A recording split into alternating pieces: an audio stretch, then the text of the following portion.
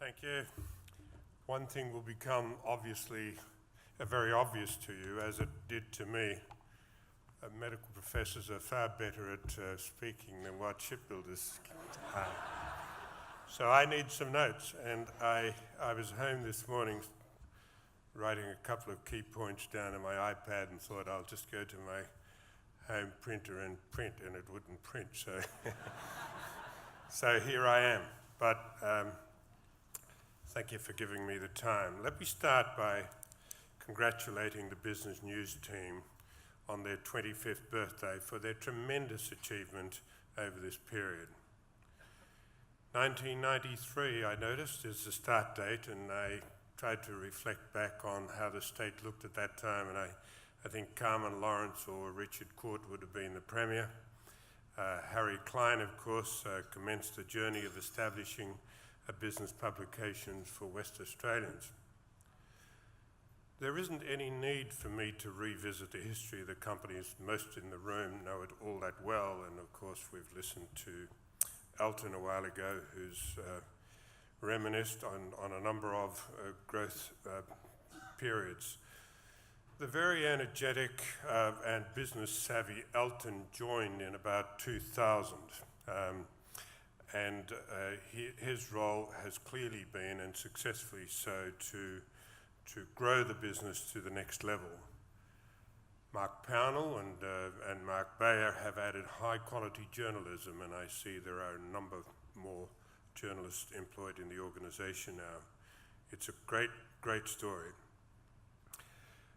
The events group have staged some highly successful 40 under 40 program, and the story goes on. And what a wonderful program that 40 under 40 is, to recognise young people that have done well. Young, 40 when you're my age, that's very young. When you recognise the people that have done well and actually elevate them up a little bit and put them on a stage, it's an inspiration for all other young people that should have a go and often stand back.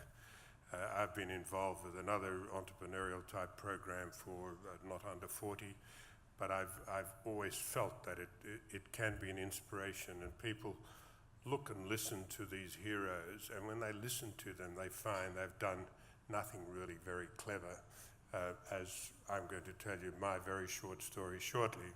But I've never ever assumed that I did anything clever, and most people would have been able to do that. Today is it is a highly respected business news media that is widely accessed by the West Australian business community. What a phenomenal story.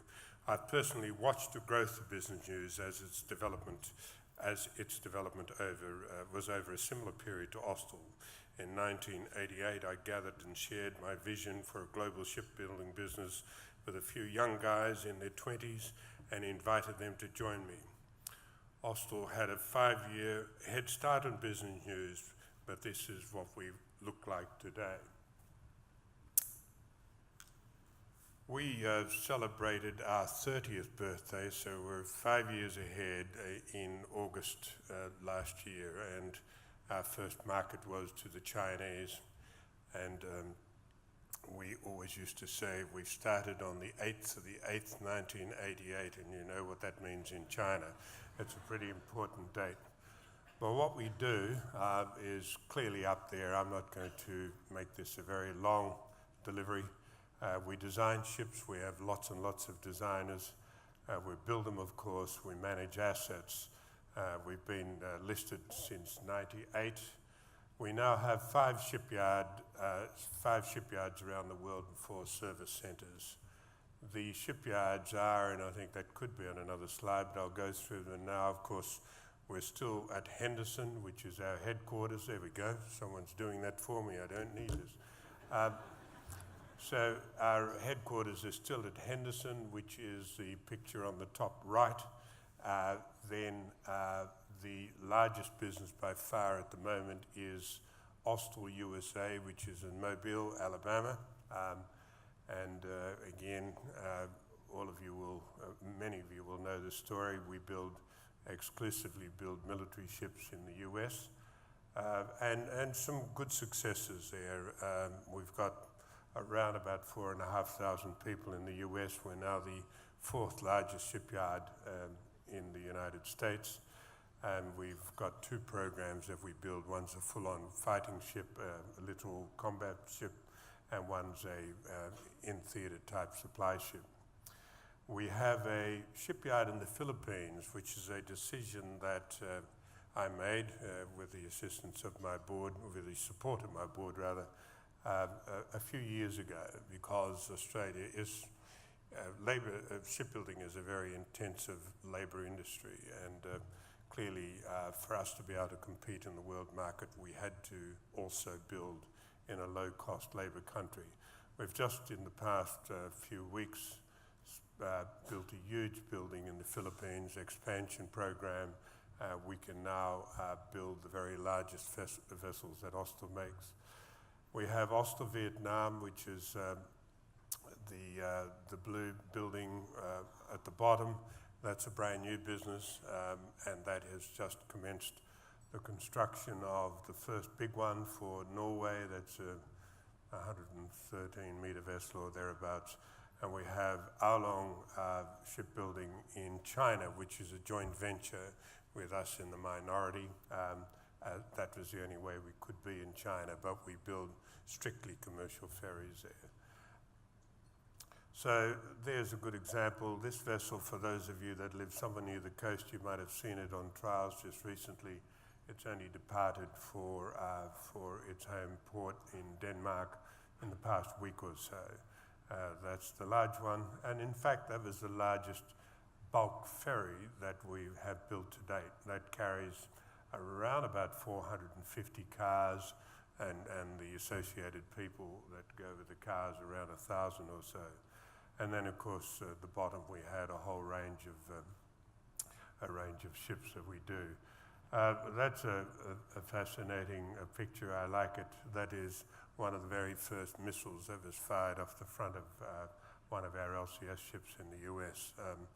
We're now, look, I've got to try and get my facts, they'll only be approximately right, but we now have about 8 of them delivered, and about 3 under construction and 2 or 3 more on order. So they're a fully armed fighting ship, and the US, we're competing with Lockheed Martin, not on our design, but on a similar service ship. Fortunately, we seem to be doing well. We've the last 2 lots that US Navy have ordered. They've ordered 2 of ours and 1 of our competitors, so we're doing good. So there you are. That slide up there says there are 19 delivered and under construction of the LCS. There are 14 of the EPFs, which are these really high-speed supply ship and special role ships for hospital ships and so forth. We've built and delivered 58-metre Cape-class patrol boats, and we've got 2 on order now for Trinidad and Tobago for the Coast Guard there.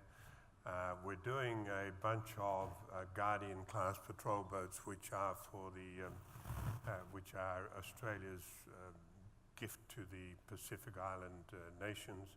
We're doing 21 of those, and the second one's only just been delivered. And then we're in a bunch of countries. I think we've got something like about, the slide might have told you, was 300 ships, and I think it's closer to 350 ships, delivered since in the 30 years. And we're in something like 56 countries, I think. And that's a range of the vessels currently under construction. So this isn't about Austal, but nevertheless, it's a business group, and I'm sure that one of the, we can get rid of that one, because I'm sure that no one's going to make a claim against this. But it is about celebrating business news and their 25 years. So well done to you and the team, Elton, and the Marks, of course, and Harry Klein as the founder. So thank you very much for your time.